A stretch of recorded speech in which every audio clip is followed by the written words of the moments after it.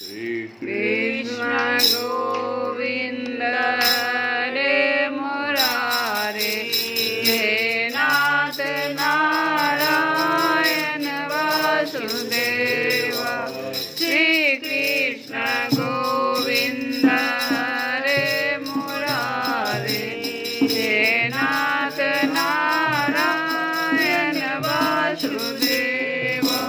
हे नाथ नारायण वासुदेव, हे नाथ नारायण वासुदेव, हे नाथ नारायण वासुदेव, हे नाथ नारायण वासुदेव। श्री कृष्ण गोविंद हरे मुरारे, हे नाथ नारायण वासुदेव। श्री राम हरे राम,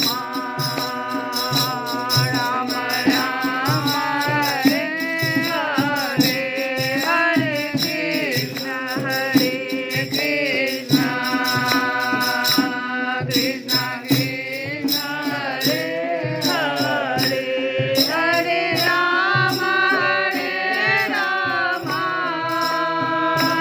राम राम हरे हरे, हरे कृष्ण कृष्ण कृष्ण हरे हरे, हरे राम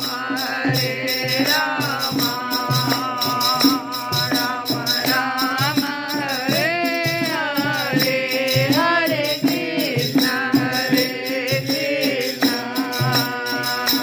कृष्ण कृष्ण हरे हरे। जय श्री कृष्ण। कल की कथा में हम लोग सुने कि अक्रूर जी को भगवान ने कुछ कार्य बताया। भगवान ने कहा कि आप हस्तिनापुर चले जाएं और राजा धृतराष्ट्र, जो एक तो अंधे हैं और दूसरे, बहुत बढ़िया बात यहाँ पर यही समझना है कि एक तो अंधे हैं, दूसरे उनमें मनोबल की कमी है। धृतराष्ट्र में और कुछ कमी नहीं थी, मनोबल की कमी थी। इसी बात को भगवान ज़्यादा जोर दे रहा है, अंधापन को ज़्यादा जोर नहीं दे रहा है। और यहीं से गड़बड़ी होगी। तो आप जरा जाइए और वहाँ की बात, वहाँ की जानकारी हमको दीजिए। तो अक्रूर जी जब चलने लगे तो भगवान की स्तुति करते हुए जाते हैं। कहते हैं कि मुझे ले चलो जहाँ तुम बाबा, वहीं चलूँगा। मुझे ले चलो जहाँ तुम बाबा, वहीं चलूँगा। जिस हाल में रखोगे, जिस हाल में रखोगे, उस हाल में रहूँगा। मुझे ले चलो जहाँ तुम बाबा, वहीं चलूँगा।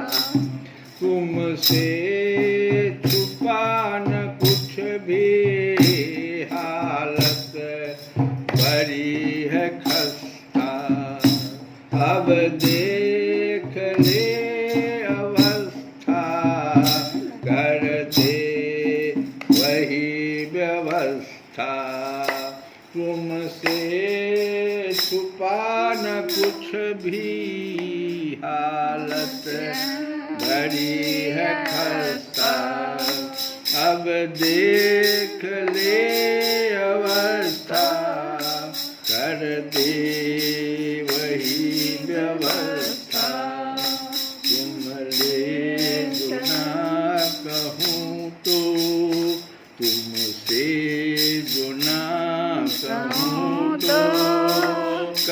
दे किसे कहूँगा, मुझे ले चलो जहाँ तुम, बाबा वहीं चलूँगा। तुमसे छुपा न कुछ भी, बाबा वहीं चलूँगा।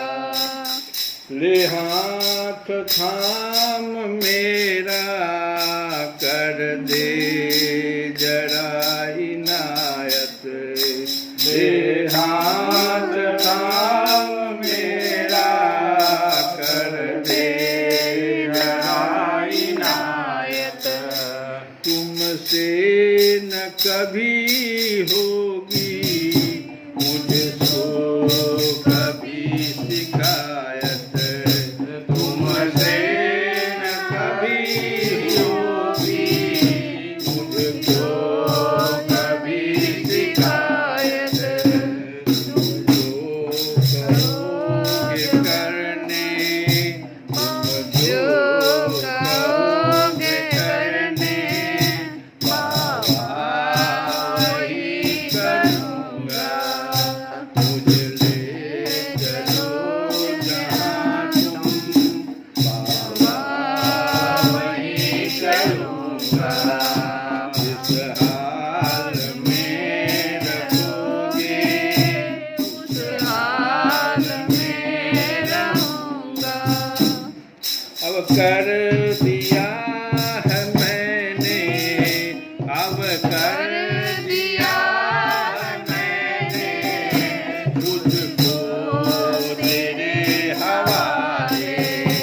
अब कर दिया है मैंने, तुझको तेरे हवाले। मुझे डूबने दे चाहे, जो चाहे तो बचा ले। मुझे डूबने दे चाहे, जो चाहे तो बचा ले। चाहे तो बचा ले, जो चाहे तो बचा ले। तेरे हर फैसले को, तेरे हर फैसले को, तेरे आँखों पर धरूँगा। तेरे हर फैसले को, तेरे आँखों पर धरूँगा। मुझे ले चलो जहाँ तुम, बाबा वहीं चलूँगा। जिस हाल में रखोगे, उस हाल में रहूँगा। तुमसे छुपा न कुछ भी, हालत बड़ी है खस्ता।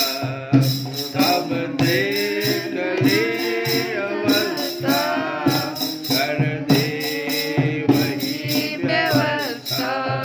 तुमसे तो ना कहूँ तो, कह दे किसे कहूँगा। मुझे ले चलो जहाँ तुम, बाबा वहीं चलूँगा। इस प्रकार से अक्रूर जी अपनी भाव व्यक्त करते हुए मन ही मन और चल दिए हस्तिनापुर। श्री सुखदेव जी कहते हैं, परीक्षित भगवान की आज्ञा अनुसार अक्रूर जी हस्तिनापुर गए। वहाँ की एक एक वस्तु पर पूर्ववंशी नरपतियों की अमर कीर्ति छाप लग रही है। वे वहाँ पहले धृतराष्ट्र, भीष्म, विदुर, कुंती, वालिक और उनके पुत्र सोमदत्त, द्रोणाचार्य, कृपाचार्य, कर्ण, दुर्योधन, द्रोणपुत्र अश्वत्थामा, युधिष्ठिर आदि पांचों पांडव तथा अन्यान्य इष्ट मित्रों से मिले। जब गांधिनी नंदन अक्रूर जी सब इष्ट मित्रों और संबंधियों से भली भांति मिल चुके, तब उनसे उन लोगों ने अपने मथुरावासी स्वजन संबंधियों की कुशल क्षेम पूछी। उनका उत्तर देकर अक्रूर जी ने भी हस्तिनापुर वासियों के कुशल मंगल के संबंध में पूछताछ की। परीक्षित, अक्रूर जी यह जानने के लिए कि धृतराष्ट्र पांडवों के साथ कैसा व्यवहार करते हैं कुछ महीनों तक वहीं रहे। सच पूछो तो धृतराष्ट्र में अपने दुष्ट पुत्रों की इच्छा के विपरीत कुछ भी करने का साहस न था। वे शकुनी आदि दुष्टों की सलाह के अनुसार ही काम करते थे। अक्रूर जी को कुंती और विदुर ने यह बतलाया कि धृतराष्ट्र के लड़के दुर्योधन आदि पांडवों के प्रभाव, शस्त्र कौशल, बल, वीरता तथा विनय आदि सद्गुण देख देख कर उनसे जलते रहते हैं। जब वे यह देखते कि प्रजा पांडवों से ही विशेष प्रेम रखती है तब तो वे और भी चिढ़ जाते और पांडवों का अनिष्ट करने पर उतारू हो जाते। अब तक दुर्योधन आदि धृतराष्ट्र के पुत्रों ने पांडवों पर कई बार विस्तान आदि बहुत से अत्याचार किए हैं और आगे भी बहुत कुछ करना चाहते हैं। जब अक्रूर जी कुंती के घर आए तब अपने भाई के पास जा बैठे। अक्रूर जी को देखकर कुंती के मन में अपने मायके की स्मृति जग गई और नेत्रों में आंसू भर गए। उन्होंने कहा, प्यारे भाई, क्या कभी मेरे माँ बाप, भाई बहन, भतीजे, कुल की स्त्रियाँ और सखी सहेलियाँ मेरी याद करती हैं? मैंने सुना है कि हमारे भतीजे भगवान श्री कृष्ण और कमल नयन बलराम बड़े ही भक्तवत्सल और शरणागत रक्षक हैं।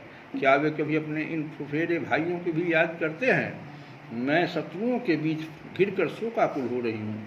मेरी वही दशा है जैसे कोई हरणी भेड़ियों के बीच में पड़ गई हो। मेरे बच्चे बिना बाप के हो गए हैं। क्या हमारे श्री कृष्ण कभी यहाँ आकर मुझको और इस अनाथ बालकों को सांत्वना देंगे? श्री कृष्ण को अपने सामने समझकर कुंती कहने लगी।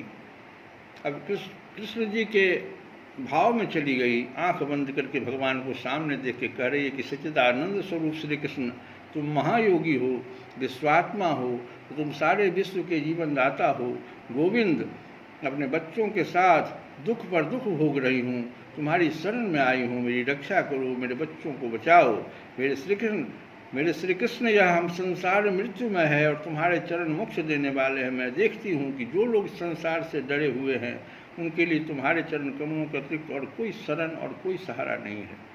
श्री कृष्ण, तुम माया के क्लेश से रहित परम शुद्ध हो, तुम स्वयं परम ब्रह्म परमात्मा हो, समस्त साधनों, योगों और उपायों के स्वामी हो तथा स्वयं योग भी हो। श्री कृष्ण, मैं तुम्हारी शरण में आई हूँ, तुम मेरी रक्षा करो। श्री सुखदेव जी कहते हैं, परीक्षित, तुम्हारी परदादी कुंती इस प्रकार अपने सगे संबंधियों और अंत में जगदीश्वर भगवान श्री कृष्ण का स्मरण करके अत्यंत दुखित हो गई और फफक कर रोने लगी। अक्रूर जी और विदुर जी दोनों ही सुख और दुख को समान दृष्टि से देखते थे। दोनों यशस्वी महात्माओं ने कुंती को उसके पुत्रों के जन्मदाता धर्म, वायु आदि देवताओं की याद दिलाई और यह कहकर कि तुम्हारे पुत्र अधर्म का नाश करने के लिए ही पैदा हुए हैं, बहुत कुछ समझाया बुझाया और सांत्वना। अक्रूर जी जब मथुरा जाने लगे तब राजा धृतराष्ट्र के पास आए।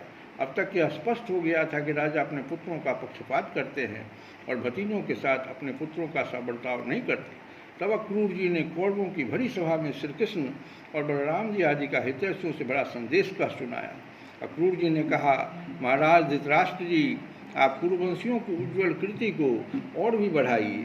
आपको यह काम विशेष रूप से इसलिए भी करना चाहिए कि अपने भाई पांडु के परलोक सिधार जाने पर अब आप राज सिंहासन के अधिकारी हुए। आप धर्म से पृथ्वी का पालन कीजिए, अपने सद्भाव से, व्यवहार से प्रजा को प्रसन्न रखिए और अपने स्वजनों के साथ समान बर्ताव कीजिए। ऐसा करने से ही आपको लोक में यश और परलोक में सद्गति प्राप्त होगी। यदि आप इसके विपरीत आचरण करेंगे तो इस लोक में आपकी निंदा होगी और मरने के बाद आपको नरक में जाना पड़ेगा। इसलिए अपने पुत्रों और पांडवों के साथ समानता का बर्ताव कीजिए। आप जानते ही हैं कि संसार में कभी कहीं कोई किसी के साथ सदा नहीं रह सकता। जिनसे जुड़े हुए हैं उनसे एक दिन बिछुड़ना पड़ेगा ही। राजन, यह बात अपने शरीर के लिए भी सुलभ माने सत्य है। फिर स्त्री, पुरुष, धन आदि को छोड़कर जाना पड़ेगा। इसके विषय में तो कहना ही क्या है। जीव अकेला ही पैदा होता है और अकेला ही मरकर जाता है। अपनी करनी धरनी का पाप पुण्य का फल भी अकेला ही भुगतता है। जिन स्त्री पुत्रों को हम अपना समझते हैं वे तो हम तुम्हारे अपने हैं, हमारा भरण पोषण करना तुम्हारा धर्म है, इस प्रकार की बातें बनाकर मूर्ख प्राणी के अधर्म से इकट्ठे किए धन को लूट लेते हैं। जैसे जल में रहने वाले जंतुओं के सर्वस्व जल को उन्हीं के संबंधी चाट जाते हैं। यह मूर्ख जीव जिन्हें अपना समझकर अधर्म करके भी पालता पोसता, वही प्राण, धन और पुत्र आदि इस जीव को असंतुष्ट छोड़कर ही चले जाते हैं। जो अपने धर्म से विमुख है, सच पूछिए तो वह अपना लौकिक स्वार्थ भी नहीं जानता। जिनके लिए वह धर्म करता है वे तो उसे छोड़ ही देंगे, उसे कभी संतोष का अनुभव न होगा और वह अपने पापों की गठरी सिर पर लाद कर स्वयं घोर नरक में जाएगा। इसलिए महाराज यह बात समझ लीजिए कि यह दुनिया 4 दिन की चांदनी है, सपने का खिलवाड़ है, जादू का तमाशा है और है मनोराज्य मात्र। आप अपने प्रयत्न से, अपनी शक्ति से चित्त को रोकिए, ममतावश पक्षपात न कीजिए। आप समर्थ है, समत्व में स्थित हो जाइए और इस संसार की ओर से उपराम शांत हो जाइए। राजा धृतराष्ट्र ने कहा, दानपत्य क्रूर जी, आप मेरे कल्याण की भले की बात कह रहे हैं। जैसे मरने वाले को अमृत मिल जाए तो उससे तृप्त नहीं हो सकता, वैसे ही मैं आपकी इन बातों से तृप्त नहीं हो रहा हूँ। फिर भी हमारे हितैषी से क्रूर जी, मेरे चंचल चित्त में आपकी यह प्रिय शिक्षा तनिक भी नहीं ठहर रही है, क्योंकि मेरा हृदय पुत्रों की ममता के कारण अत्यंत विषम हो गया है। जैसे स्फटिक पर्वत के शिखर पर एक बार बिजली पहुंचती है और दूसरे क्षण अंतर ध्यान में जाती है, वही दशा आपके उपदेशों की है। अक्रूर जी, सुना है कि सर्वशक्तिमान भगवान पृथ्वी का भार उतारने के लिए यदुकुल में अवतीर्ण हुए हैं। ऐसा कौन पुरुष है कि उनके विधान में उलटफेर कर सके? उनकी जैसी इच्छा होगी वही होगा। भगवान की माया का मार्ग अचिंत्य है। उसी माया के द्वारा संसार की सृष्टि करके वे इसमें प्रवेश करते हैं और कर्म तथा कर्म फलों का विभाजन कर देते हैं। इस संसार चक्र की बेरोक टोक चाल में उनकी अचिंत्य लीला शक्ति का अतिरिक्त और कोई कारण नहीं है। मैं उन्हीं परम ऐश्वर्यशाली प्रभु को नमस्कार करता हूँ। इस प्रकार से ज्ञान की शिक्षा एक ज्ञानी को दे रहे हैं धृतराष्ट्र। श्री सुखदेव जी कहते हैं, इस प्रकार अक्रूर जी महाराज धृतराष्ट्र का अभिप्राय जानकर और कुरुवंशी स्वजन संबंधियों से प्रेम पूर्वक अनुमति लेकर मथुरा लौट आए। परीक्षित, उन्होंने वहाँ भगवान श्री कृष्ण और बलराम जी के सामने धृतराष्ट्र का वह सारा व्यवहार बर्ताव जो वे पांडवों के साथ करते थे कह सुनाया, क्योंकि उनको हस्तिनापुर भेजने का वास्तव में उद्देश्य भी यही था। श्री कृष्ण गोविंद हरे मुरारे